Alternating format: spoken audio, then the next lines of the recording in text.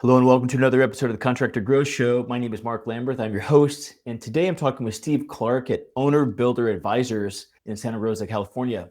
Steve, thanks so much for being with us today. Hey, you're welcome, Mark. Great chance to get to share the information we have. Thank you. Yeah, I appreciate that. And we've chatted a little here before the show, done a lot of research, and you guys are doing some interesting stuff. OSHA Construction Safety Company offers full-time site monitoring, risk management services, kind of an advisor for people doing, I imagine, all different kinds of projects. Maybe you could just start by telling us a little bit about the kind of history of the company and what you guys are up to today. Sure, absolutely. So essentially we have two companies. One is Owner Builder Advisors, which kind of came out of it. Here in Santa Rosa, we had suffered wildfire damage to the level of about 5,400 homes overnight. And we had literally gutted almost 6,000 homes. The wildfire had gotten about almost 6,000 homes. And the same thing that Los Angeles had recently experienced. And what we found was companies were calling our sister company, Construction Inspection Specialist, or how do you build a house after it's burned down? What do you do? How do you find a contractor? Where do I go to get this? What's a change order? How do I get a construction loan? So we were finding that essentially CIS, which is working mostly with banks nationwide, we found the services that were inside of that. My background being a contractor, engineering and a building contractor, really facilitated those folks. So we decided to start Owner Builder Advisors, and more of an advisory role where we come in and we show them how do you go out and find the permit, or how do you go out and find the architect? What do you do for the contract? How do you review the contract with the architect or the designer? And then it's finding the contractor. How do you interview contractors? And how do you get the plans done? What should be in the plans? What's a structural set? What's a mechanical set? So things like that we found that we were very familiar with, that we thought we would share. So literally Owner Builder Advisors came out of the ashes of what we call the Coffee Park fire up here in Santa Rosa. That was about 7 years ago. Interesting. Grass fire there in Santa Rosa that took out kind of the north part of town, is that right? Yeah, it was 40 miles long, 3 miles across, 4 miles across. We had literally the subdivisions that I'm talking about that we lost overnight. The fire had jumped to the 101 freeway, which is probably about a foot jump, almost 300-foot jump. The winds are 80 miles an hour, horizontal, so the flames were coming horizontal. They jumped the freeway, grabbed a gas station, and then that essentially grabbed the rest of the subdivisions, and they literally all burned to the ground. It's very sad. Probably 1% of the people over there had built a home before, so nobody even knew what to do, where to go, how do you clear the lot. And it's the same thing that Los Angeles is going through right now. Fortunately, we were more ready. The local agencies were a lot more ready. First, Los Angeles has been about 10 permits issued in Los Angeles. Oh, wow. Okay. It's the thousands of homes that have burned. Same thing in Lahaina in Maui. That burned down as a result of wildfires. And I think they've got 10 or 12 homes built so far. And that was really? Wow. So interesting. I mean, we spent a lot of time in California. My uncle actually lives in Santa Rosa. California, highly regulated, not a lot of land to build, high-end homes. Right. And so when something comes in like a wildfire that just takes out a huge percent of the population, a huge percentage of historic homes in overnight, there's all kinds of technical things that need to be dealt with about dealing with the site, about all kinds of just mechanical pieces. And so, that's what you guys are great at. Would what you do be even as relevant in other markets? In Oklahoma or whatever, is there kind of specialized knowledge that you have because you're in California and because of the unique conditions of the market there? Well, actually, Construction Inspection Specialist is nationwide. So that offers essentially risk management services to commercial and private lenders, so banks and private equity funds, for construction sites, construction buildings, high rises, multifamily, commercial buildings, residential, high-end custom, things like that. OBA has come in and essentially has offered the same type of service, but mostly focused on residential. And what we found is that over time, the entire process was kind of absent to most people relative to our being able to do here. What we essentially are doing is we're walking someone down the pathway of how do you build a home. And we're doing that in all 50 states as well. So Owner Builder Advisors not just only operates in residential homes, but we're also looking at the senior residential community. So we're working with developers of senior homes that are building homes inside of residential subdivisions. So that we're almost integrating seniors back into subdivisions where you're finding the grandma and grandpa sitting on a porch again. So we're finding a lot of that. So we're helping those folks build those as well. So what Owner Builder Advisors has done is we've kind of evolved from the ashes of Coffee Park into a nationwide service where we're providing people, a friend of mine calls it going from dirt to drapes.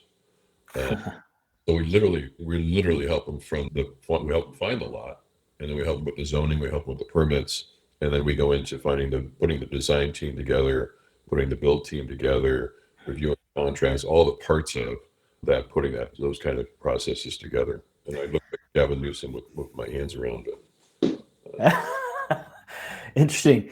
So OBA, or Owner Builder Advisors, you guys call it OBA. So how does OBA, it's an interesting service, and we don't have familiarity with this, and we haven't had anyone on the show talking about this, and it's fascinating. Taking a look at you guys' stuff here, that you provide budget verification and contract reviews. Right. Yeah. And that's really able to protect homeowners from cost overruns and unfair terms, right? And so you guys are able to really create this protective quality to folks. How does Owner Builder Advisors provide budget verification and contract review? How do you protect owners from cost overruns or unfair terms? How does that specifically happen? Actually, what we'll do, so for instance, with the residential assisted living homes, they're called RALs, and they have them all over the country. So we're working with these developers all over the country. So they'll come to us and they'll look for a lot. And let's say that they're building a 16-bed senior home. So what we'll do is we'll help them find the lot. We know we'll help them do the footprint of what the house is going to look like, where they want the bedrooms, where they want the community rooms, things like that. So we'll come up with a floor plan. And then once we have the floor plan done, we'll come up with site improvements. So we'll go to them and say, what are the kind of things that you want on your site relative to, you want a flower garden, vegetable garden? Do you want a pickleball court? Do you want bocce ball courts? Do you want walkways? Do you want fountains? Things like that. So they'll make all those selections. So we'll essentially do the site improvement plan. We have the floor plan. So now we know the acreage that we need. So if we're looking for a 16-bed home, residential care home, we'll usually start around 1.5 acres or 2 acres. We'll site those. And once we have those, then what we'll do is we'll take the floor plan, we'll do exterior renderings or an interior rendering. And those can be made available to investors or to lenders. And then we can build a budget based on the floor plan. So based on the fact that we know it's a 9-foot ceiling in the guest rooms and it's a 12-foot ceiling in the common areas, we can build that budget once we have that data. And that budget is probably within 15% of the build cost, without them making all their choices relative to what type of tile, what color paint, what kind of tile in the bathrooms, things like that. Those questions will be answered at a later date. And then that even allows us to get that budget even tighter. So once that budget's put together, they can approach lenders, they can approach investors, things like that. Or the homeowner. We do the same thing for the homeowners. Once those plans are done, that budget is built, then we'll go out and we'll interview contractors, be they rehab contractors or general contractors for a ground-up build or for a rehab.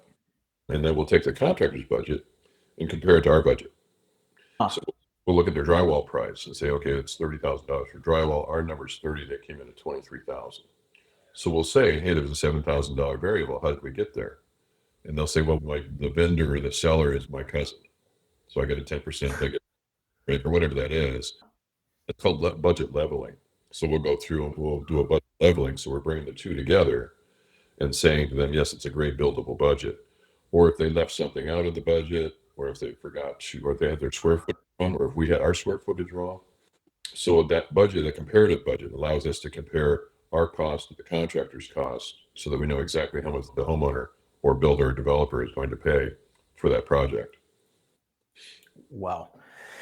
And then, your oversight model here, it includes random site visits and project meetings, right, which improves accountability for everyone involved. How does that work? So, you have team, you guys are around the country. Yeah. You are specifically, this is an accountability piece of having random site visits and project meetings, random kind of meetings. Yeah. How does that work to improve accountability for the project? So ultimately with CIS, we have a roster of about 10,000 inspectors nationwide. So there's probably no zip code in the United States that we don't have somebody that could be on the site in probably 30 to 45 minutes. Wow. So CIS has been in business for about 26 years. Wow. So what we've done is OBA has been able to use that database of inspectors. So in case we need to go to a site of a custom home build, and there's issues with the contractor, we want to meet the contractor and go to the site meetings, which typically should happen at least once a week throughout the build. We got to have our inspector attend those meetings to find out what's going on relative to the build, if there's any challenges. if there's going to be any cost overruns or things like that. So we can actually put somebody on site, or we can do it through Zoom to a meeting similar to this one. So essentially it's being able to just be that involved in the project so that we know they're on schedule and on budget, which is our role, to make sure that the money that our client has used to build this is getting spent the way in which it should be built. And then our presence also helps the contractors. For instance, CIS working with banks, what's happened is we've found that we're educating the borrowers to the point where it makes them a much more efficient customer of the contractors, because they'll know what a change order is. They'll know what a cost review is. They'll know what a lien waiver is. They'll know what the process of how the contractor is going to give them an invoice or something. And the owners are going to then pass it on to the bank. So what we've done is we've kind of educating the borrowers or the homeowners. It really facilitates the contractors. It makes the contractor's relationship with the owners much stronger, because the owners understand something that normally the contractors have to explain. This is a mud sill, and the mud sill goes on top of the foundation, and then so that kind of the contractors don't necessarily have to get involved in. So we kind of do that as well as part of our entire process. Wow, wild. It's gone well. As I say, contractors are, they're all very fine people, but sometimes they just get too busy to be able to stand there and look at and deal with a homeowner that's just asking some really time-consuming questions, if you will, or they don't understand the process, why they get a lien notice on their house. I mean, everybody freaks out when they get their first lien notice, when in fact a lien notice is really just the subcontractors protecting themselves from the general contractors, so that they make sure that they get right. So we quantify all that as part of our service. We'll go through and make sure that the payment applications, which is the contractor's request for funds for work that they've already performed, that it's all in order. So if in fact we're doing some concrete and the contractor wants to get paid for, the subcontractor wants to get paid for the contract, he'll submit his bill to the contractor will submit his bill to the owner, review it, and then send it to the bank. Within that is a lien waiver. And that lien waiver says, Mr. Subcontractor, if you have 30% of your work done, you'll be paid for 30%. But we also want a lien release, because Mr. Subcontractor, you put a lien on the property for the amount of your contract, and we want to get a lien release saying that you've been paid that $30,000. And we put a lot of this information together in forms and stuff like that we share with the clients. But some of it's fairly complicated. Yeah, I mean, I was going to ask about that. So, I mean, Steve, this is amazing. What is an amazing service you guys offer? I mean, God, I'm going to totally recommend you guys. Building these days and it's so complicated, right? And there's just so many more hoops to jump through than there ever have been. I mean, I was a builder, 20 years ago, building houses, doing remodels and additions and things. But I mean, even since then, it's so much more complicated, obviously. And, one thing I was going to ask is actually how, I mean, I get the sense that pricing is probably custom to different projects, and ultimately your service is custom to different projects. You guys have got a footprint all over the U.S., dealing with all different levels of commercial development, all the way down to homeowners. How do you communicate all of this specificity and all of the specialized knowledge to, a homeowner in Tulsa versus a 100-unit senior living facility in Santa Rosa? I mean, how do you guys kind of scale up and down all of that sort of multi-touch conversation with your clients? What we've done is we've kind of created a tiered subscription service. So they've got 3,000 square foot custom home, and the owners approach us, and the owners have never built a home before. What we do is that we have 3 tiers of subscription of our services, of our knowledge, if you will. Okay. So typically somebody with a 3,000 square foot home it's a ground up build, right? It's not a rehab, it's a ground up. What we'll do is that we have they'll come in as a tier 3 client. So tier 3 gives them 40 hours a month of our knowledge. And with that 40 hours, we'll go out and we'll get everything done. We'll find the law. I don't want to say it's all within that 40 hours. It depends upon the geographic location, what the specifications are, permitting, things like that. But what we'll do is that tier 3 is a 40-hour level, tier 2 is a 30-hour level, and tier 1 is a 20-hour level. So what will happen is they'll come in as a tier 3, 40 hours, and within that 40 hours, we try to get the plans done, we try to get the renderings done, we try to get the budget done, and then we'll go in and then we'll start working with the permits. Once we found the lot, we'll start looking with the permits, and then we start looking for the contractor. So we go from a tier 3 of 40 hours a month to 30 hours a month to 20 hours a month of our involvement, to a point where once we sign the contract with the contractor, we kind of go to once a month. We're there just doing the site visits, making sure the contractor is adhering to the contract, adhering to the schedule, and adhering to the budget. So it's really about, and sometimes we'll have somebody like yourself If you came into us, you'd probably come in as a tier 2 or a tier 1 because you understand the process. So all of the things that we would spend that 40 hours on, you're already there. I think, Mark, it might be better for you to come in as a tier 2 or a tier 1, depending upon what scope of work you want done. I mean, you may have already put the budget together. You may have the permits in hand, and you just want us to go find a contractor in whatever city you're building in, or you're going to do it yourself. And you just want our involvement to make sure that the sets are in order, they're on site, things like that. So it's really based on the level of experience of the owners and the scope of work that they've requested that we be involved in. Wow. And then, so, I mean, the tier 1, tier 2, and tier 3, I mean, do they, not necessarily curious to know the pricing, but I mean, do they have standardized pricing for those tiers? Yes. Yeah. I think tier 1 is at around 5,500 for the 40 hours. Okay. So 4,500, then we go 3,500 for tier 1. And then, so if tier 3 is a 40 hour and we don't use the full 40 hours, that'll transfer over to your next tier. So if we only use 30 hours that month, then you have 10 hours to go to the following month. Right. Wow. So it's as we get more work done, the amount of time that we're involved lessens. And then the more experience and the more knowledgeable you as the owner becomes, because you're seeing all the things that we're getting involved in, getting the permits in line, getting the zoning, if we have to do the zoning. So sometimes we may have to go back in and do city presentations for zoning changes or conditional use permits, things like that. So that might eat up more time than another guy that's got another client that has their permits in line. The lot's already been selected. They just want us to go out and get the floor plan done, get the renderings done, get the site improvement done, build the budget, and then help them find a design team and then find an architecture. So a lot of it is comprehensive relative to the level of knowledge that the owners that our clients have. So we kind of focusing around their scope of work desired as well as their ability to do the things they need to do for that process. And I know many contractors think, well, what do you need an OBA for? Yeah, right. Man, I was like, I had no idea that this existed. I'm like thinking, man, how could someone not have this? Are there other people doing this, man? Is this a whole industry, or is this something that you guys have? Essentially, it's owner representation. And depending upon the skill sets of the people that are involved. I'm licensed in the state of California as a general engineering contractor, as a general building contractor. I probably have about 10 or 12 certifications, from concrete certification to directional drilling certifications.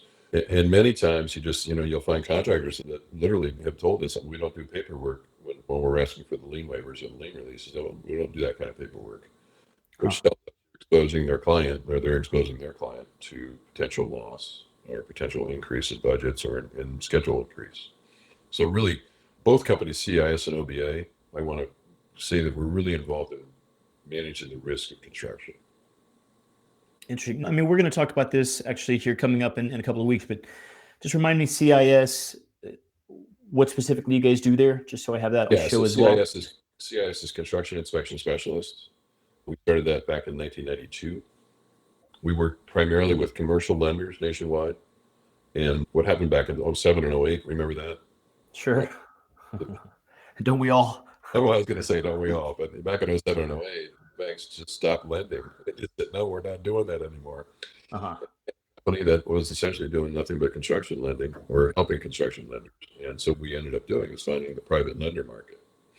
When the private lender market markets, you and four other people get together and you put $100,000 together, $200,000 together, and you got $1 million, and you start loaning out to people to build homes. And what we found, the private equity people really didn't understand the construction process from a risk standpoint. I mean, they didn't see a lot of the risk or their exposure to that risk. So we kind of showed them, and back in 2007, 2008, we kind of brought them in, the private lending market, and we brought them in and have been working beautifully with both commercial banks and private lenders for the last last year was our 26th year of business as CIS. Wow. And we had one bank here in Santa Rosa, I think it was National Bank of the Redwoods. And then we had a bank of Marin asked us, they said, do you guys do inspections in Oregon? And when you're a small business owner, I don't think the word no exists. I said, well, yeah, there we were in Oregon. And I said, well, wait, if we can do Oregon, we can do Sacramento. So from there, we went to all 50 states. So we've been in all 50 states for about 18 years now. Incredible. And there are licensing differences, and there's various things that go on. And most of our staff nationwide are home inspectors. that we use, the home inspector tools, because most of those folks are ex-contractors or they understand the building process. And they're literally just going around taking photographs for us. And then the photographs get back here to Santa Rosa, and we do the analysis of the photos, and we generate the reports from here. It's a single family home, and the contractor's requesting funds, and we'll have pictures taken. The photos will come back here, we'll do an analysis on. The contractor wants 30% of the money for drywall. And we're saying, okay, well, that's nice. The pile of drywall is in fact out front. We'll give you that. Show us the invoice. Show us the paid invoice that you've actually paid for that drywall before we. So that's where the risk management comes in. You know, our role is really protect each and every dollar that goes out of the owner's door to make sure that nobody's getting money that's not due. So many times it's quantifying. I love contractors. I am a contractor. But many contractors oversee, think more of what they have done than what they really have done. Right. So we're conservative when it comes to percentage of completion and things like that. Amazing.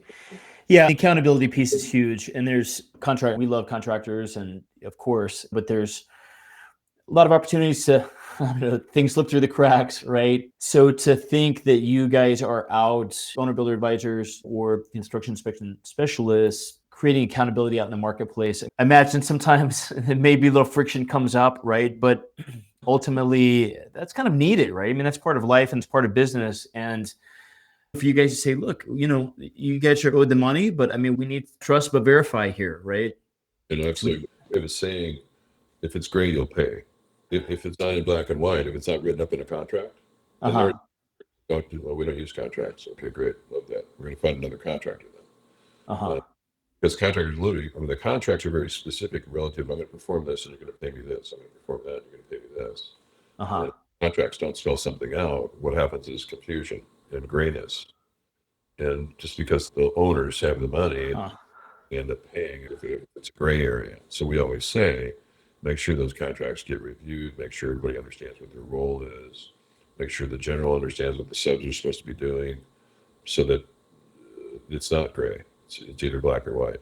Interesting. So if it's gray, you'll pay, meaning like you'll pay consequences. We're not dealing with gray areas over here. This is black and white. It's pretty straightforward. Contract lays out what's supposed to happen. We're just supervising that and making sure everybody does what they're supposed to do. Yeah. So it's just managing the risk and using different tools to do that. So I love it. With your reviews, we do. We'll have some clients that come to us, some lenders. Actually, all of our lenders will come to us to perform construction cost reviews. So, a contractor will submit a budget to a bank, and they'll say, "CIS, can they really do this?" And we have estimators that in any zip code in the United States, we can come up with whether or not that contractor can build that at that price. And without knowing, anything within 15%, we'll say is good because we don't know if their uncle could be an HVAC guy, or their aunt could be the sheetrock supplier or something like that. So they're getting discounts that we're not aware of. So we'll give them that 15% plus or minus. At 16%, we want to start seeing the bids. We want to see that, hey, your aunt can do the drywall for $30,000. Let's see the bid. And usually, if we see bids that are all ending in zeros, those are estimates. Because a bid it's like bids like $28,250 and $28,214. Meaning they looked at the plans, they quantified it, and this is my number. Interesting.